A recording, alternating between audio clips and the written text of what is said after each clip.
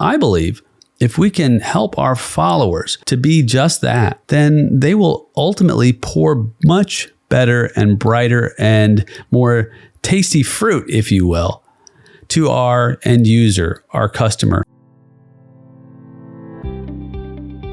On this episode of A Call to Leadership, we're continuing our conversation around servant leadership. Why it matters. Does it create a game changer? Is it effective enough for us to take notice and begin to take tools and resources from the servant leadership approach and add them to our leadership playbook?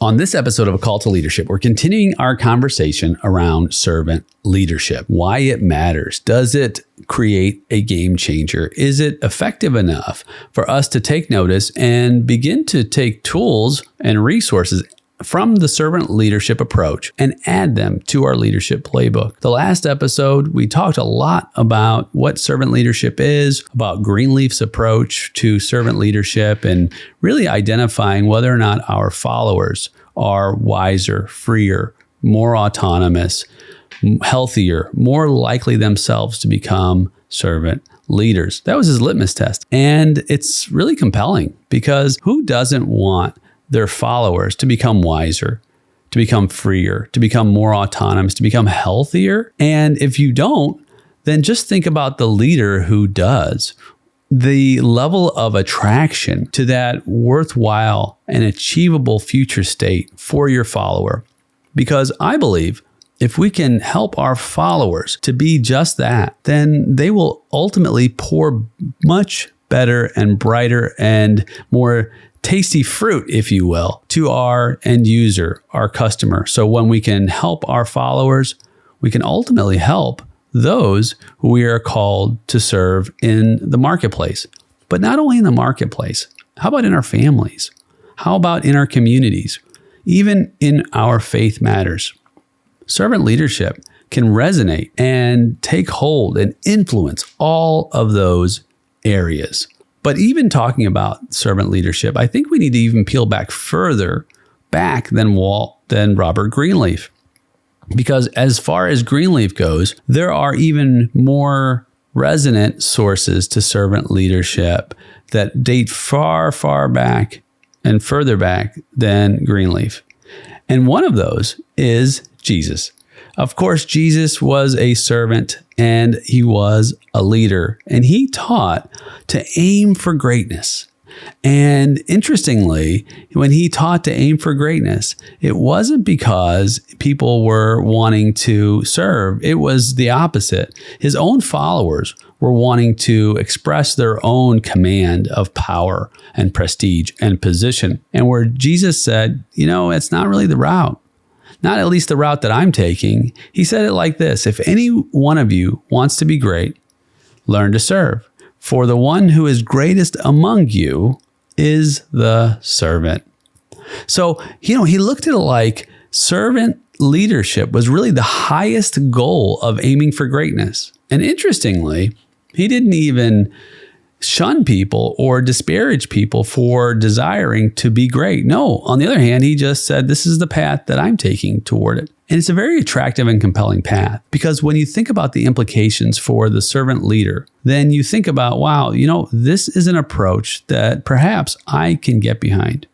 So what are some of the tenets of servant leadership? Well, it's been said that servant leadership has many different attributes, but we're going to focus on one specific attribute each episode. And the first attribute we're going to talk about is the servant leader as a listener. And servant leaders are called to listen and understand that listening embodies so much more than just being available or present. It means being fully present. To listen to someone is to give them undivided attention. And really, it's a point of saying that you are valuable to me. You're so important that I am willing to give you my time so that I can listen to whatever it is that you have to say.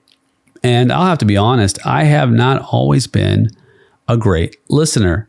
In fact, with this crazy world we live in, with all the noise and all of the interruptions and distractions, I've had to quiet my mind to even begin to listen and try to take more of a approach that's intentional toward listening. I even remember I used to, and believe me, this is like almost embarrassing to say it. I used to tell my wife that if you're going to tell me something important, you need to start with, Nate, I need your undivided attention. Now, just think about how much of a bonehead move that is, that you have to tell your spouse that whatever you say is not really that important to me. It's only important if you send a huge message and, fire off the flares and say, this is important. I need your undivided attention. Of course, I've learned over time to mitigate that and to have a better approach. But that was my mindset.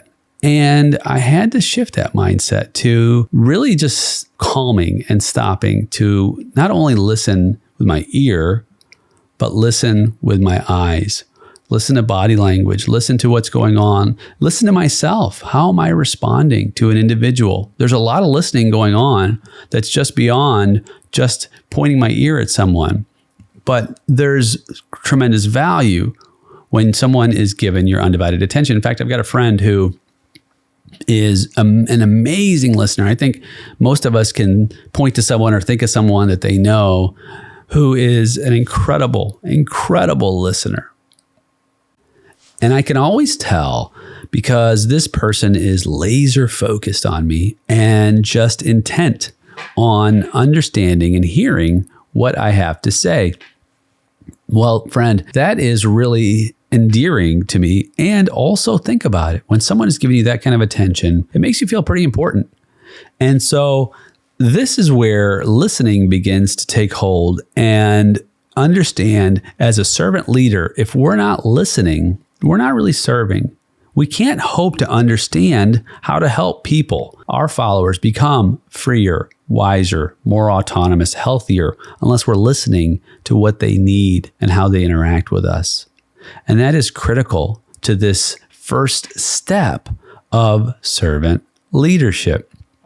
And we have a lot of room to grow in this area. I know myself, because even in my business environment, I've found that if a employee comes in, a staff member, and has something to say, well, sometimes I'll be typing an email or checking my text messages while that person's talking. That's not listening. And what kind of message does it send? Look, you're just not that important. I've got other things to do, and try to multitask. And really, multitasking and trying to multitask in that way is also ineffective. So now you're half listening and also trying to type or write something at the same time, and it all doesn't work. So what I've started to do is when someone comes in, I'll actually put my phone away.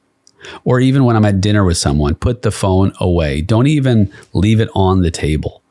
And really begin to hear what they're saying as far as it's important to know. And not only that, give them my undivided visual attention too. And look them in the eye and understand and give them feedback on what they're saying. Maybe even take notes. And what I've found is, it's been so helpful in the relationships I have in the workplace and at home. And sometimes, I don't have time. I really don't, in terms of I've got so much going on. And even at work, we're busiest in the wintertime. And when an employee comes in and I'm working on my workload and I've got to take a hard stop to help someone, I sometimes will think, oh, shoot, I don't have time for this. Well, that's my fault. Because as a leader, I've got to create enough margin in my day to lead and to serve my people. So it's my fault for taking on more responsibility than I should, because the first responsibility of making sure my people are taken care of, it ends up going by the wayside, or it ends up becoming reprioritized. So I have to stop what I'm doing. And now, even if I get a phone call and I'm talking with one of my people or I'm having a conversation, I'll just let it go to voicemail. I won't say, excuse me a moment, I need to take this call. Now, of course, every so often I'll get 3 or 4 calls in a row, and maybe it's an emergency, but that becomes the exception rather than the norm. So friend, my question for you is, are you practicing listening, real listening, so that you can learn how your people need you? Whether it's an employee, whether it's a spouse, whether it's one of your children, whether it's a parent, whether it's a member of your community or your social environment, a friend, whether it's listening to God in your faith matters, and even listening to yourself and just taking time to stop and be still and quiet in the moment.